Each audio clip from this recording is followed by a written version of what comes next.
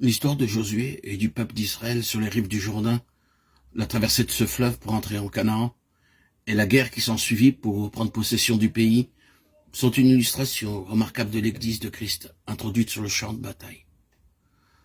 Le premier chapitre du livre nous présente le chef humain, choisi par l'Éternel pour conduire Israël à travers le Jourdain jusqu'en Canaan, afin d'affronter la bataille dans ce pays. Les noms de Josué et de Jésus ont la même racine, mais Josué est le mot de l'Ancien Testament, tandis que Jésus est celui du Nouveau. Josué, Jésus, Yeshua, celui qui est choisi pour conduire Israël en Canaan. Josué reçoit l'ordre d'être fort, ayant pour tout équipement la parole de Dieu, et une obéissance implicite à cette parole. Tel était aussi l'équipement de notre Seigneur Jésus-Christ. Le Seigneur déclarait qu'il vivait de la parole de Dieu et que sa nourriture était de faire la volonté de son Père, Matthieu 4:4, Jean 4:35. Tout ce que Josué avait à faire était de recevoir les instructions qui lui étaient données de Dieu et de diriger le peuple sous ses ordres. Certains cantiques dépeignent Canaan comme étant le ciel, mais au ciel, il n'y a ni péché ni guerre. Or, le péché et la guerre existaient en Canaan. Canaan préfigure donc plutôt un stage de la vie chrétienne. Il eut pour Israël l'étape du désert, hors de laquelle Josué le conduisit jusqu'en Canaan, en traversant le Jourdain. Et il eut l'autre rive du Jourdain, qui signifiait pour le peuple la guerre, en vue d'entrer en possession du pays. Dans le désert, en deçà du fleuve, les Israélites avaient eu affaire avec leurs propres difficultés concernant la conduite qu'ils avaient à tenir. Il leur fallait de l'eau, et faute d'en trouver, ils furent remplis d'un esprit de murmure et de rébellion.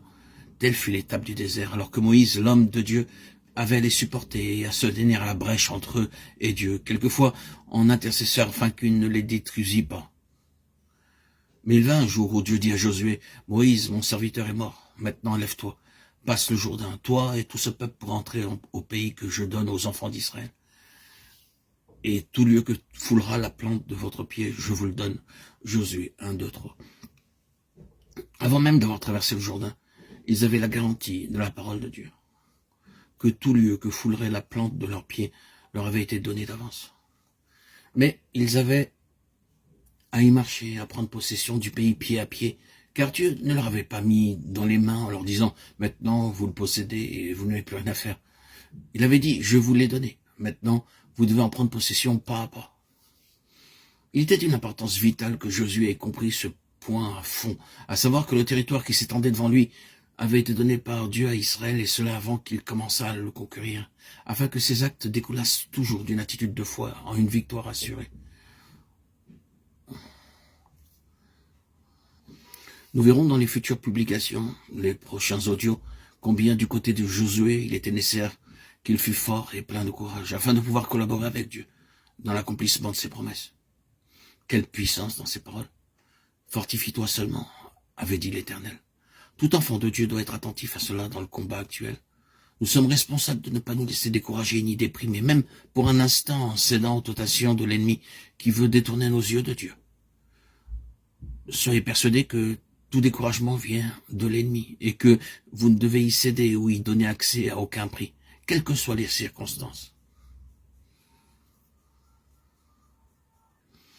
Josué n'est pas laissé dans l'incertitude quant à la méthode à employer pour être rempli de courage.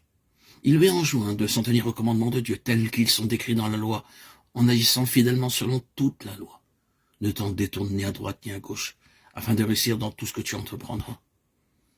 Obéissance implicite, indéfectible, à la parole de Dieu.